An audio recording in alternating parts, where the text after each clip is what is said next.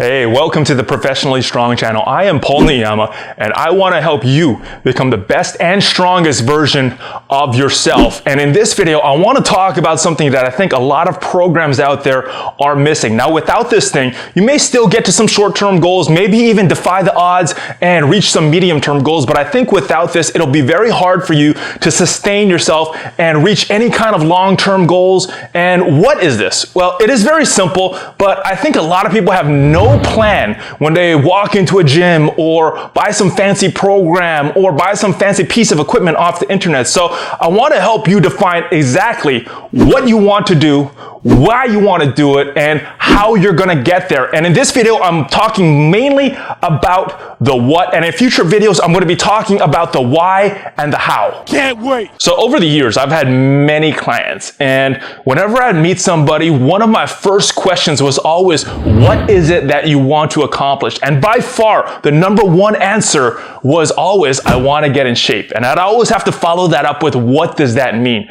Because it means something a little different to everybody. You know, someone that's just a little bit overweight, maybe getting in shape for them might be losing 10 pounds. Someone that was a lot overweight, maybe it was losing 100 pounds. Or someone that was skinny, maybe to gain some muscle, or an athlete just to be able to run better, have more power in their sport. So in this video, I really want to help you clearly define what it is that you want to achieve. Are we clear? When defining your goals, you want to keep them smart.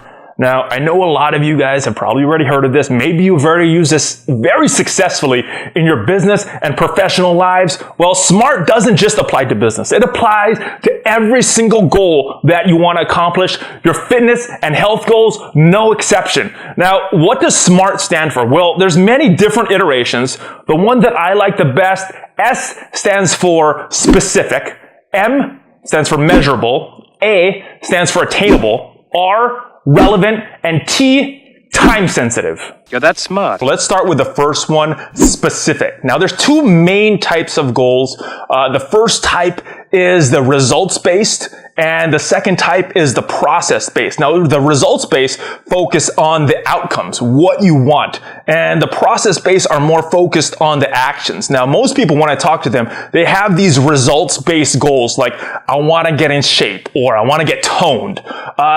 Those are okay, but it's very hard to define because they're not specific. Let's look at these process-based goals. Some of these might be, I want to work out 3 times a week, or I want to eat less carbs. Again, these are a little more specific, but they're still kind of general. So what can we do to make all of these a little more specific? Let's look at that first one. I want to get in shape. Well, what does that mean? If, let's say you're a person that's a little overweight, well, maybe it is that I want to lose 10 pounds. That is a little more specific, very action driven, and it is focused on the result.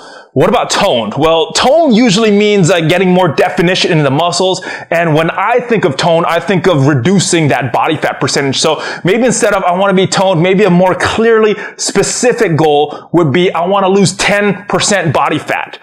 Let's look at the other ones, the process-based goals. I want to work out 3 times a week. Well, that is good. That is still better than some of these results-based goals as far as specificity. But what does that mean to work out 3 times a week? Well, maybe a more specific goal was I would want to get to the gym 3 times a week, do 10 minutes of high-intensity interval training, then do some resistance training with some compound movements. Something like that is a little more specific. And then the last one, I want to eat less carbs. Well, what does that mean? Maybe you're going with a keto diet and you want to reduce your carbs, so maybe tracking all your foods and reducing that to 25 grams of carbs per day. I don't know. It depends on your goal, but get very specific. The more details you can add when defining your goal, the better off you're going to be. That's what turns me on about you. Your attention to detail. M is for measurable, and this one's pretty simple. Some of these goals very easy to track. Someone wants to lose weight, very easy. You could jump on a scale. If someone wants to lose inches, you could get a tape measure, measure them, very easy. Same thing with if someone wants to get stronger, you can measure their progress on certain lifts. But there's sometimes people have these goals that are a little more abstract. Let's say someone came to me and said that they wanted to not feel out of breath when they're walking up the stairs? Well, that one's a little bit harder to define. You need to get a little creative to find a way to measure that. One way you could do that is tracking the resting heart rate and then tracking their heart rate while doing that activity. And when you remeasure that, if that resting heart rate goes down, well, that is making progress in the right direction.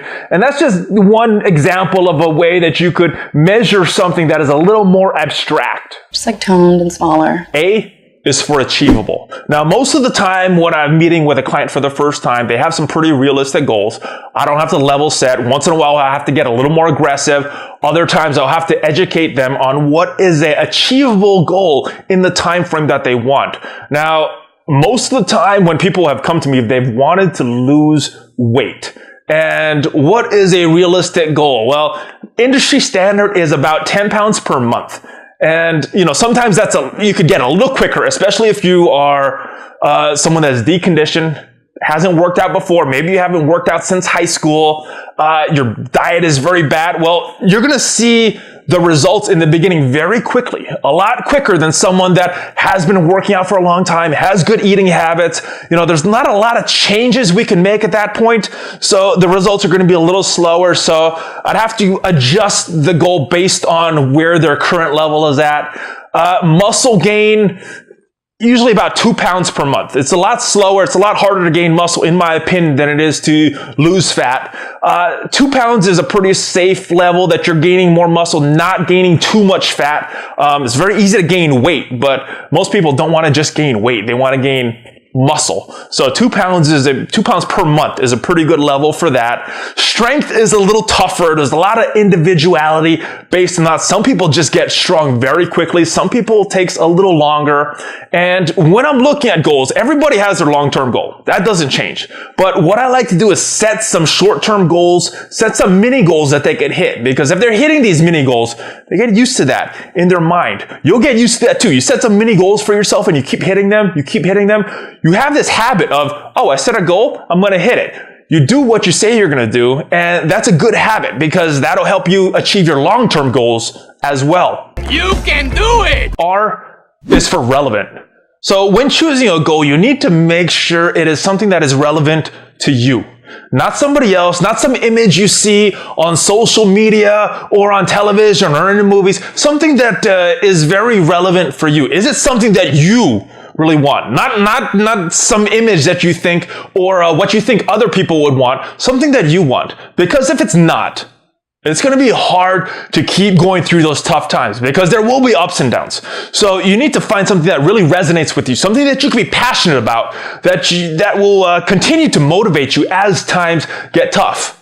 The other thing you want to consider is this timing of this goal relevant? So an example of this is someone came to me, they're really out of shape, maybe they haven't worked out a long time, don't eat right, and their goal is to be a bodybuilder. Well, that is something they could do, but that might not be the most relevant goal for the short term. That could still be a very good long-term goal, but for the short term, you might need to start with something a little more foundational. I think everybody needs to have a good foundation of working out, eating right, and then once you have that foundation, you could set these more lofty goals because at that point they're more relevant for you and your current situation. I'm thin!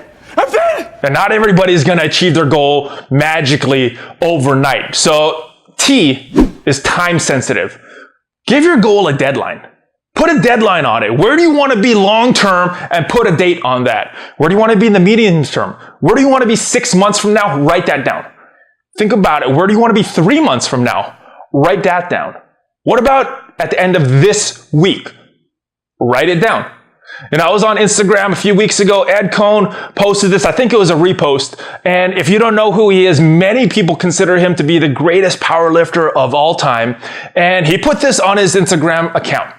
A dream written down with a date becomes a goal.